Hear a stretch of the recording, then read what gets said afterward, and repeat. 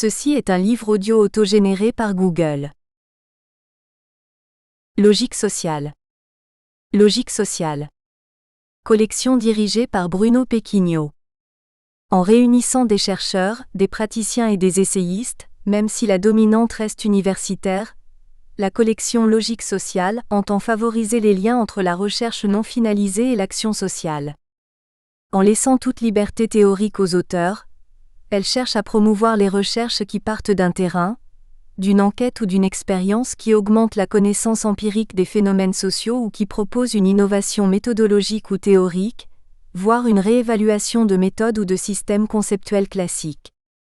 Dernière parution. Lei Wang, Pratique et sens des soins du corps en Chine. Le cas des cosmétiques 2015.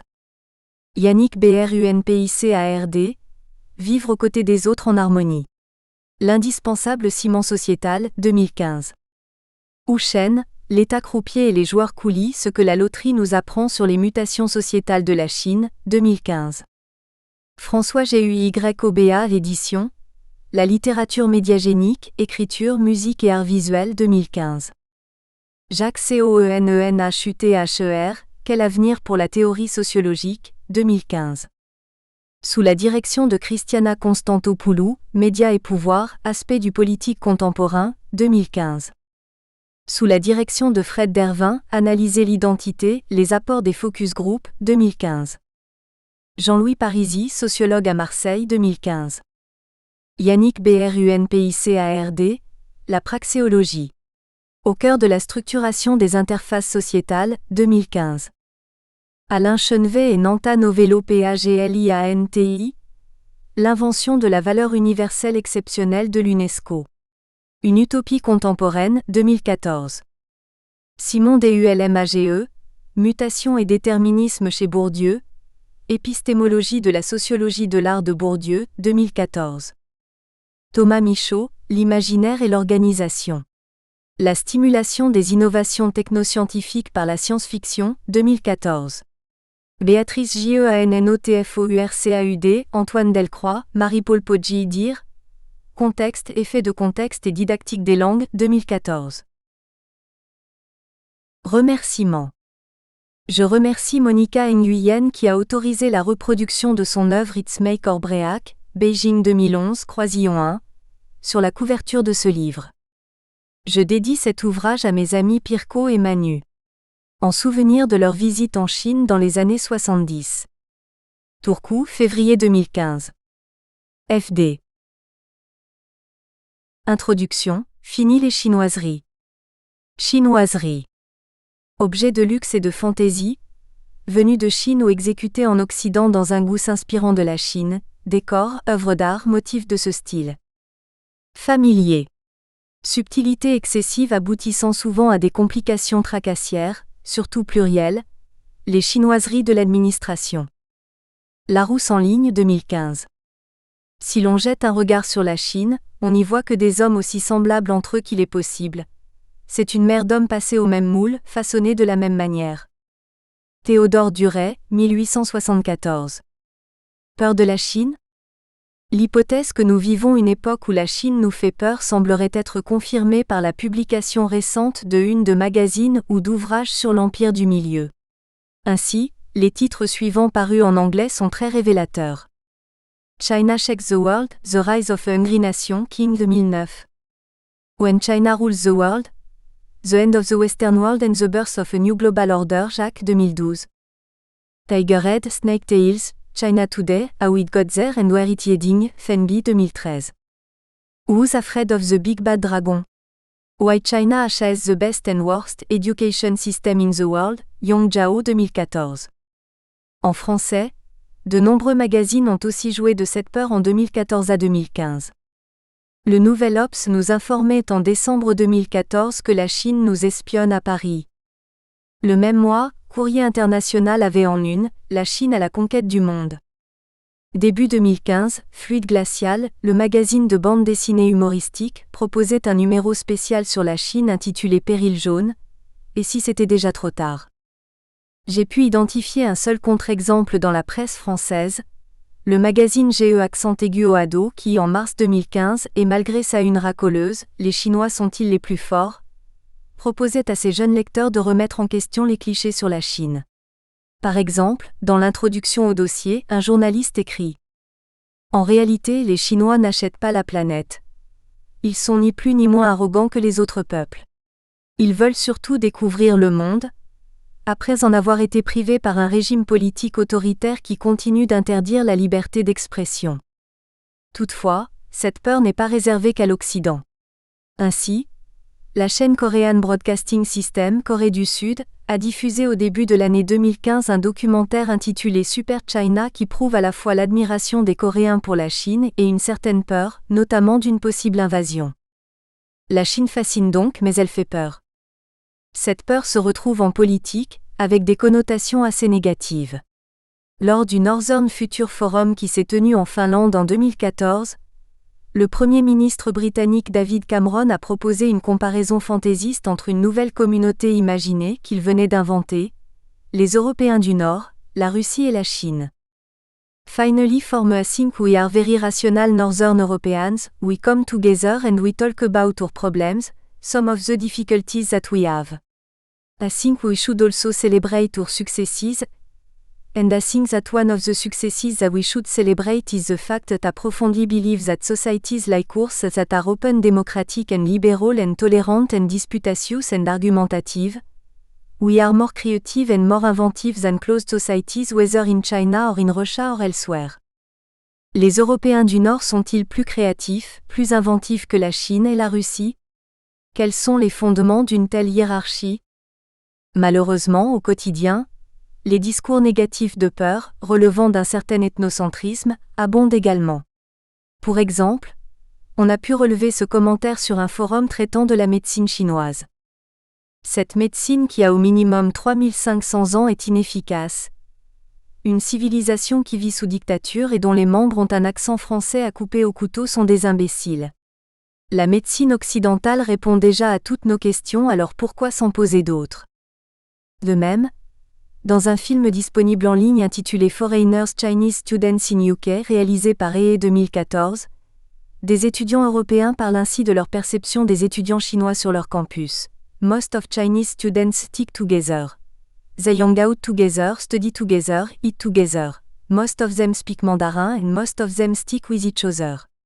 L'idée que ces étudiants sont collectivistes et qu'ils restent entre eux est typique de ce genre de discours, voir Edwards, 2008. Il est intéressant de noter que, dans le même document, un étudiant chinois affirme précisément la même chose à propos des autres étudiants étrangers. Il explique son propre collectivisme par celui des autres. Those foreign students, they stick together, they are sitting together and eating together. We really want to join them but they all keep distance to us. Maybe they think our English is not good enough to be friend, sick with them. Qui a raison ? Qui a tort ? Qui ment dans ses regards croisés ? Ce type de commentaire parfois ethnocentrique ou régiocentrique reflète certains stéréotypes sur la Chine qui datent d'au moins les premières expéditions des missionnaires chrétiens dans l'Empire du Milieu, Griffiths, 2013/5. Aleton, 2007/249, va même jusqu'à trouver l'origine de ces informations fragmentées dans l'Empire romain. Pour Chu 2013, tout cela correspondrait à un certain air du temps, le Chang ou Eldangst de la Chine, c'est-à-dire la peur de l'Ouest de perdre son influence face à la mystérieuse et inintelligible Chine. Esbalm 2013/23, quant à elle, note qu'au cœur de la globalisation, la Chine demeure la figure centrale de la différence. Différence voulant dire ici altérité, donc probablement bizarrerie. Au-delà d'une Chine monochrome, Cheng 2008. Les Chinois sont tous les mêmes. Les Chinois ne pensent pas. Les Chinois ne sont pas critiques.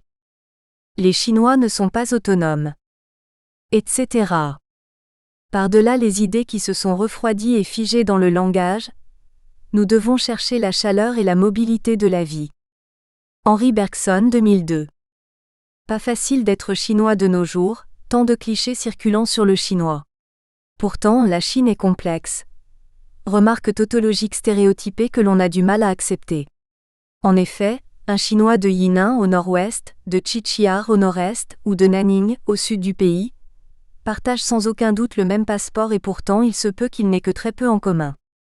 Même à Pékin, une ville de 11 millions d'habitants, passer d'un quartier à un autre, d'une rue à une autre, peut mener à rencontrer des individus très différents les uns des autres, genre, classe sociale, religion, langue, etc.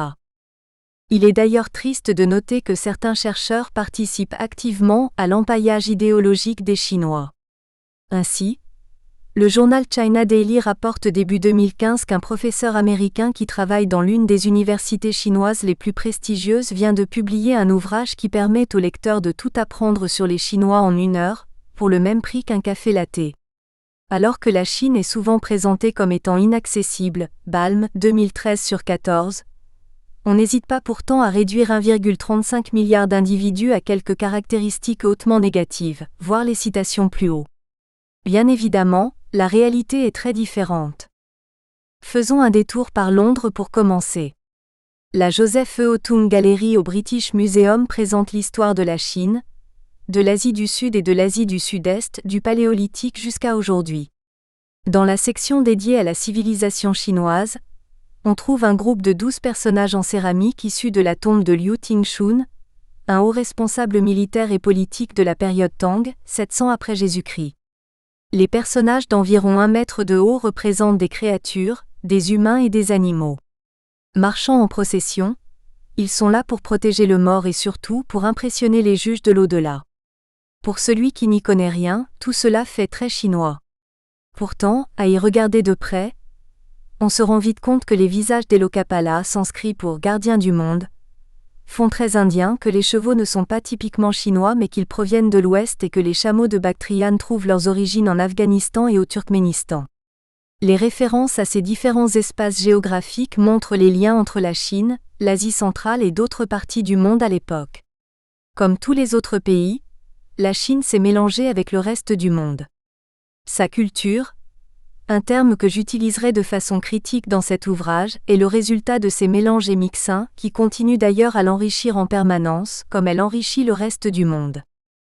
Pourtant, dans de nombreux écrits sur la Chine en Occident, un autre terme que j'utiliserai avec précaution, nous avons souvent l'impression que plus d'1 milliard d'individus sont refroidis et figés, pour reprendre les expressions de Bergson Supra dans La forêt monochrome de la Chine, Cheng 2008. Comme nous le verrons, les Chinois et ou les responsables politiques cultivent eux-mêmes ces éléments en réinventant leur culture, et en recyclant les représentations que les Occidentaux ont créées d'eux. On se rappellera en permanence à la lecture de cet ouvrage que l'altérisation est un péché universel dont nous sommes tous coupables. Dervin 2012. Un petit détour par la Finlande nous permettra à présent de mettre en pratique un principe essentiel d'une perspective critique interculturelle, le retour sur soi. On dit souvent de la Chine que c'est le pays de la propagande par excellence, d'où l'idée que les Chinois ne pensent pas par eux-mêmes, qu'ils sont tous les mêmes, etc. Pourtant, quel pays ne pratique pas cette démarche ? Prenons un court exemple issu de notre contexte, la Finlande. Depuis quelques années, ce petit pays nordique pratique activement un national branding afin d'identifier ce qu'il pourrait vendre au reste du monde, Schatz 2015, Dervin 2015. Outre son système éducatif, le design et la nature ont été pressentis comme priorité. Pour vendre ces éléments, un certain nombre de caractéristiques et de valeurs finlandaises ont été cataloguées. C'est là où la propagande montre son nez et mène à une forme de bovarisme ou de grandissement de soi, qui ferait rougir les Chinois. Dependability. You can depend on Finn and trust their word. Partnership last a lifetime and friendship are deep. Finn are expert in cooperation. Fluency. Finn have a direct, no-nonsense attitude. Finn do not dwell on things but solve them. In Finland systems, education, social support political, transport, infrastructure, etc. work. Simple solutions are fun to complex problems. Ces mots, c'est une organisation rattachée au bureau du Premier ministre finlandais qui les a écrits pour guider ceux qui veulent vendre les produits et services finlandais au reste du monde.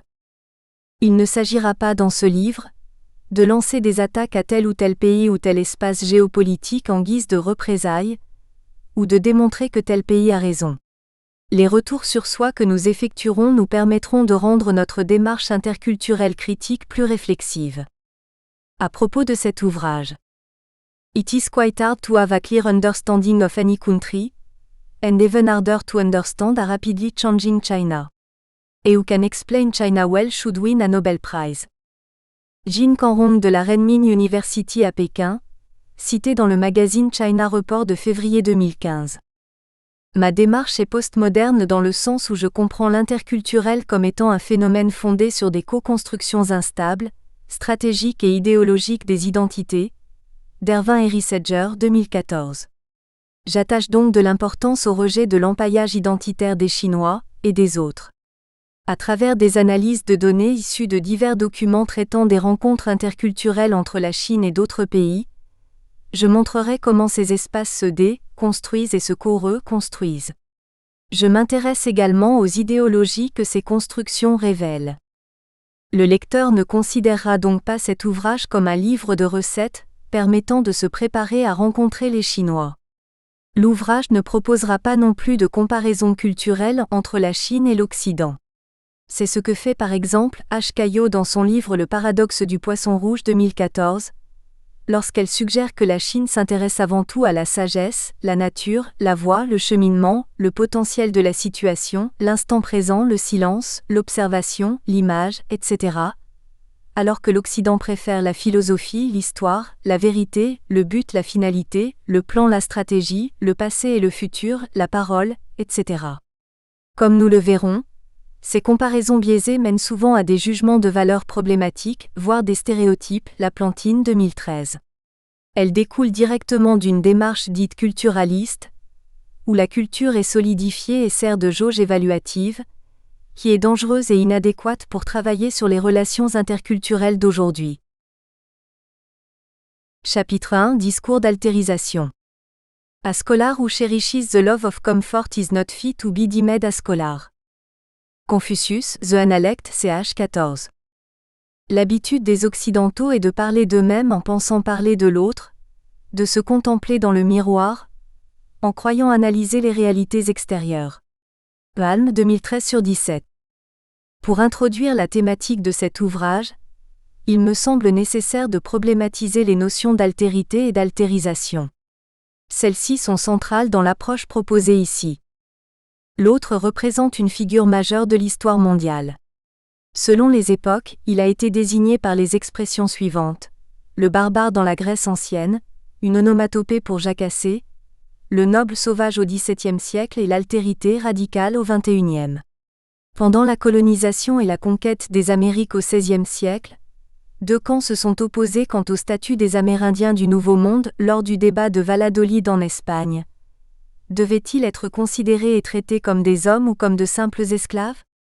À de nombreuses reprises jusqu'à aujourd'hui, ces questions ont émergé en rapport avec d'autres types d'altérité, les autochtones en Australie, les Zoho-humains en Amérique et en Europe, l'apartheid en Afrique du Sud, la guerre au Darfour, etc. L'autre n'est pas toutefois une figure uniforme, car les autres ne sont pas tous traités de la même façon. Ainsi, en Europe, certains migrants sont mieux considérés que d'autres, en fonction de leurs origines, de leurs capitaux économiques et des langues qu'ils parlent. L'autre, c'est aussi chacun d'entre nous. De nombreux penseurs et artistes ont d'ailleurs problématisé cette idée. Le philosophe grec Aristote affirmait ainsi que the self-sufficing man will require friendship in order to know himself, Mania Moralia. Arthur Rimbaud est célèbre pour avoir écrit Je est un autre, 1871. Et plus proche de nous, le psychiatre écossais Herdelin insistait que chaque individu est un autre pour les autres, 1967. L'autre et la notion qui en découle, l'altérité, sont des concepts interdisciplinaires par excellence. En effet, ils ont été traités dans des domaines aussi variés que la psychologie, la sociologie, la philosophie, l'anthropologie, la linguistique, mais aussi la théologie, l'archéologie, l'histoire et les gender studies. Cet autre a aussi été au cœur des sciences humaines et sociales depuis leur apparition au XVIIIe siècle. Le champ de l'anthropologie, par exemple, s'est longtemps intéressé à l'autre exotique, depuis sa naissance jusqu'à environ la fin de la Seconde Guerre mondiale. Aujourd'hui, après des années de débats et de critiques de l'anthropologie structuraliste et fonctionnaliste, la plupart des anthropologues travaillent sur nos sociétés globalisées et s'abstiennent d'exoticiser les populations qu'ils observent. La philosophie et en particulier l'ontologie, l'étude de l'être, se préoccupent également de l'altérité. L'intérêt pour l'autre et l'altérité semblent avoir accru de façon exponentielle dans la recherche depuis l'émergence des perspectives post-structuralistes postmodernes. Différentes figures de l'altérité, au-delà de l'autre exotique, ont également attiré l'attention des médias, mais aussi de la littérature dans le monde entier, par exemple, les minorités sexuelles, les handicapés, etc. L'altérisation découle de la présence d'altérité dans nos sociétés. Cette notion est aussi liée au concept d'identité. Altériser, c'est transformer l'autre en un autre, créant ainsi une frontière entre soi et cet autre et indirectement entre différents groupes.